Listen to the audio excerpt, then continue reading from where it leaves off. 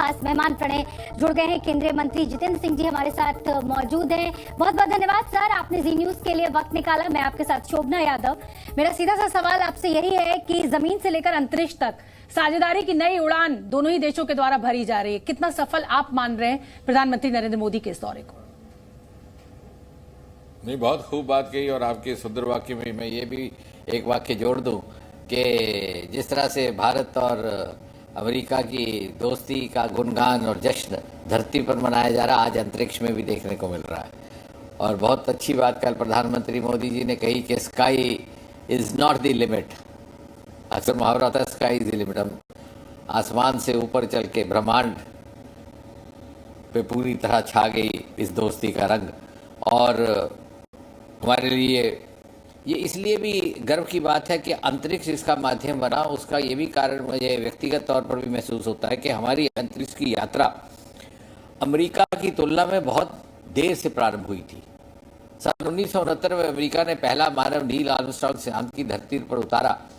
और हमने जब अपनी अंतरिक्ष की यात्रा प्रारंभ की तो ये जबकि अमेरिका मानव को धरती पर चांद की धरती पर उतारने की तैयारी कर रहा था, हम घरों में बैठे चंदा मामा दूर के जैसे गीत गा रहे थे। व्यवस्थाओं का इतना अभाव था कि हमारे नौजवान वैज्ञानिक सारा भाई जैसे साइकिल की बाईसाइकिल के कैरियर पर लॉन्चर लेकर के जाया करते थे।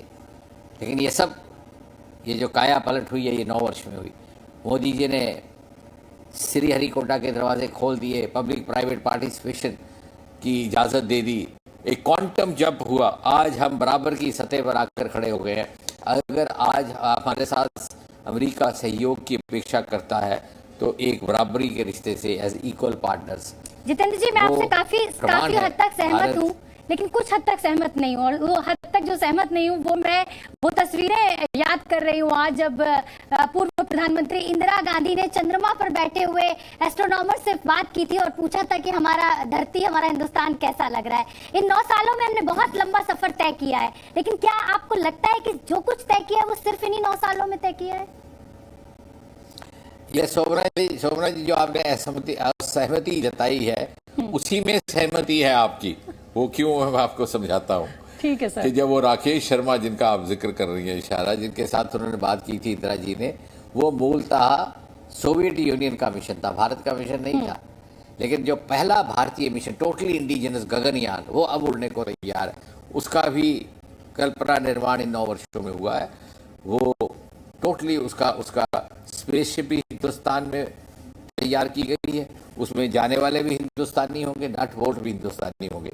वो सोवियत मिशन था जिसका आपने उल्लेख किया, वो राकेश शर्मा। अब ये पूरी तरह हिंदुस्तानी कैपेबिलिटीज का एक नज़ारा हमें देखने को मिल रहा। यानी आज तो नासा में भी हिंदुस्तानी मूल के ही वैज्ञानिक और विशेषज्ञ कार्य कर रहे हैं। और आज यदि अमेरिका भारत की तरफ देखता है तो इसलिए नहीं कि उसे भारत को उससे कोई अपेक्षा है, बल्कि उनको भी हमसे अपेक्षा है। आपको ये जानकर के हैरत होगी कि नील आर्मस्ट्रांग चंद्रमा की धरती पर उतरे तो जरूर थे 1969 में, लेकिन चांद की धरती पर जल के होने के, पानी के होने के प्रमाण को लेकर लाने वाला चित्र हमारे चंद्रयान ने लाया। और उस चंद्रयान में भी किसी हद तक उस समय प्रत्यक्ष अथवा अप्रत्यक्ष रूप पर अमेरिका ने सहयोग किया था। अब उसी चंद्रयान का हम अगला एक चरण देखने को जा रहे हैं अगले मास में। बिल्कुल डॉक्टर जितेंद्र सिंह, जिस तरीके से चंद्रयान से लेकर गगनयान तक पूरा जो लाइनअप है वो इसरो का तो तैयार है। लेकिन मुझे याद आता है 1998 में जब परमाणु परीक्षण भारत ने किए थे, अमेरिका ने प्रतिबंध लगाए थे, इसरो की बहुत सारी परियोजनाएं उस समय रुक गई थी। महज 2.5 दशक में, 25 साल में भारत ने आज एक तरीके से कहा जाए तो पूरी तरह से कहानी टर्न अराउंड कर दी है। प्रधानमंत्री के इस दौरे में क्या आप मानते हैं कि एक मील का पत्थर साबित हुआ है, जिसके बाद भारत और अमेरिका की जो अंतरिक्ष की साझेदारी, क्योंकि आप इसरो और अंतरिक्ष विज्ञान जो है वो सीधे तौर पर मंत्री के तौर पर भी देखते हैं, तो क्या माना जाए कि इससे एक नई हाइट पर जाने वाला है भारत अमेरिका का सहयोग? भारत ये देश अपना, यहाँ की हर चीज अपनी, फिर यहाँ उगने वाले अच्छे एप्पल्स, मैंगो, स्पाइसेस या अच्छी सिल्क और चाय क्यों हम भारतीयों को ही बड़ी मुश्किल से मिल पाते हैं। और मैनकाइंड फार्मा में हमारा मानना है कि एक अच्छी चीज हर एक इंडियन को मिलनी चाहिए। इसीलिए हम लेकर आए हैं वो दवाइयाँ जिनकी एपीआई क्वालिटी डीएमएफ जैसी है, जो हाईएस्ट प्योरिटी और प्रीमियम क्वालिटी की होती है। जिस डीएमएफ क्वालिटी की दवाई विदेशों में मिलती है उसी DMF क्वालिटी जैसी दवाइयाँ। अब मैनकाइंड फार्मा भारत में सच्चे दामों पे लेकर आया है ताकि इंडियंस को भी वही दवा मिले जो विदेशों में मिलती है। Mankind pharma, serving life. Productivity matters, not where I am. My path to success is different from yours. Not money, it's purpose I seek.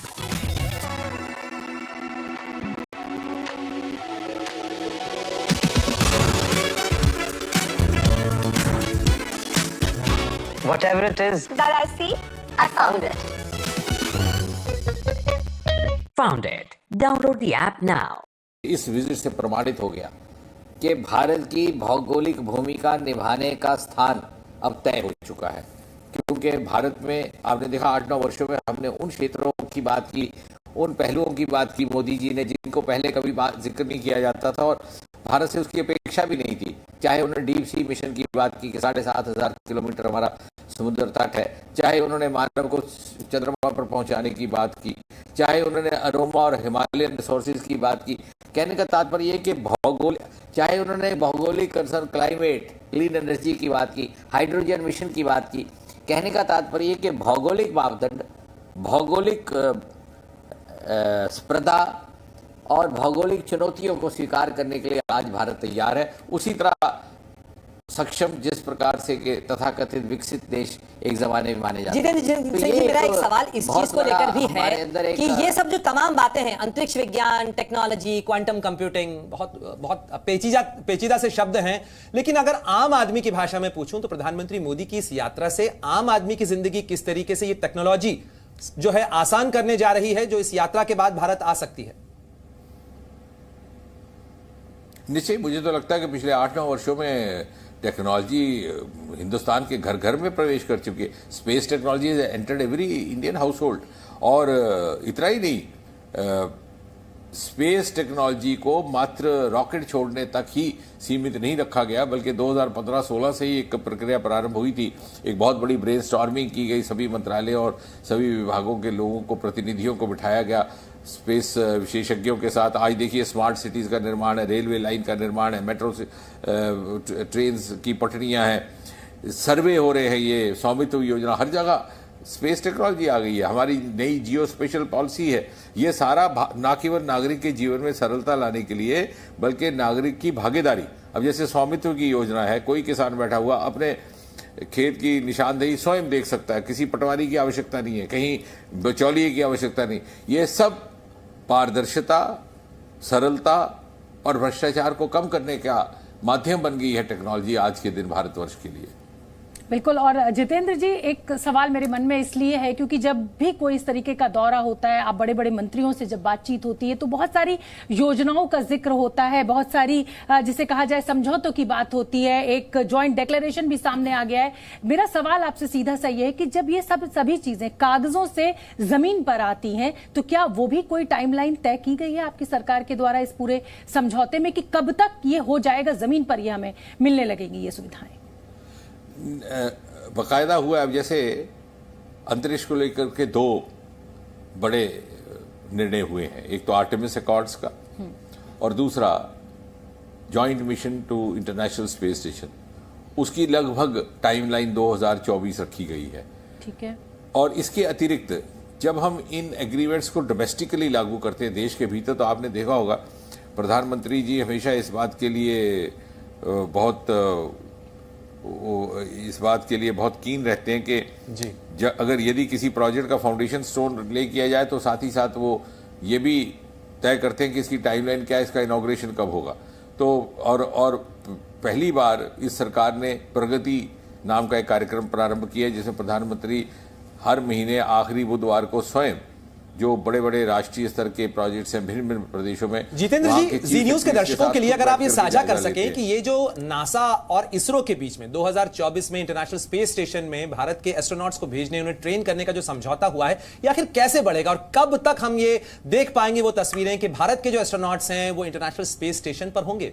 और बिल्कुल, और ये इसलिए बहुत अहम हो जाता है क्योंकि आने वाली पीढ़ी के लिए ये एक इतनी बड़ी अपॉर्चुनिटी भारत सरकार के द्वारा उनको मुहैया कराई जाएगी कि अब वो अमेरिका में जाकर इस तरीके के स्पेस प्रोग्राम्स का हिस्सा बन सकते हैं और वहां ट्रेंड हो सकते हैं।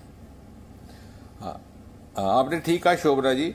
और इससे पहले कि प्रणय जी की बात का उत्तर दूं, शोभना जी की बात से ही जुड़ती हुई बात यह है कि ये भी इसलिए संभव हो रहा है कि पिछले 8-10 वर्षों में भारत की सामर्थ्य का अंदाजा हुआ है अमेरिका को भी और दूसरे देशों को। आज स्थिति ये है कि हमारे यहाँ से जो हमारा केरल में इंस्टीट्यूट है, वहाँ से जो हमारे स्पेस का अध्ययन करके छात्र निकलते हैं, 100% उनका प्लेसमेंट और लगभग 50% नासा वाले उनको अपने यहाँ काम देते हैं। यानी हिंदुस्तान का जो ह्यूमन रिसोर्स है स्पेस टेक्नोलॉजी को लेकर के, उसको भी एक्सेप्टेंस, उसको भी स्वीकृति, उसको मान्यता प्राप्त हुई है। उसका नतीजा ये हुआ कि आज इस जॉइंट मिशन के लिए केवल हम ही नहीं अपेक्षित, अमेरिका भी अपेक्षित। अमेरिका तो काफ़ी समय से ये चाह रहा था कि हमारे साथ आर्टेमिस अकॉर्ड हो। कुछ हमारे यहाँ ही विचार विमर्श में थोड़ा सा शायद समय लग गया। अब ये जॉइंट मिशन, जो इंटरनेशनल स्पेस स्टेशन है, लगभग 250 या 300-325 किलोमीटर धरती से है। अमेरिकन इसको 250 माइल्स कहते हैं क्योंकि वहाँ मील का मीट्रिक सिस्टम आ रहा है किलोमीटर्स का, तो समझिए 300-350 किलोमीटर धरती से है। और वहाँ से वो चांद की परिस्थितियों को भी अध्ययन करते हैं और आने वाले समय में हो सकता है बाकी जो ग्रह हैं, मार्स, बृहस्पति, उनको भी करे। और ये भी उनका एक योजना है बड़ी एम्बिशियस, अमेरिका ने बनाई हुई, नासा ने, कि हम 2025 तक शायद ह्यूमन रिटर्न्स टू मून के चांद पर इंसान को उतारने की सोचे। और जॉइंट मिशन के माध्यम से वो उनका ये भी उनके मन में एक है कि एक अमेरिकन मूल का और एक यहाँ ओरिएंटल मूल का हमारे यहाँ से कोई व्यक्ति हो या संभवतः कोई महिला हो। तो मुझे लग रहा है कि वो भी इस चीज़ के लिए अब अपेक्षित है और उत्सुक है कि इस सारे के सारे मिशन को एक व्यापक स्वरूप दिया जाए ताकि सब लोग उनके साथ जुड़ जाए। और ये इसलिए हो रहा है कि भारत अपनी क्षमता को प्रमाणित तौर पर बिल्कुल और ये बात मैं आपकी सहमत हूँ जितेंद्र जी कि आज भारत उस स्थिति में है कि अमेरिका को भारत के लिए रेड कार्पेट बिछाना पड़ रहा है, अमेरिका को प्रधानमंत्री का भव्य स्वागत करना पड़ रहा है। और एक हमारे साथ तकनीक के क्षेत्र में, हम कहें हर क्षेत्र में, अब अमेरिका कंधे से कंधा बढ़ाकर आगे आना चाहता है। बहुत बहुत धन्यवाद, आपने जी न्यूज के लिए वक्त निकाला। ढेरों शुभकामनाएं आपको। नमस्ते सर।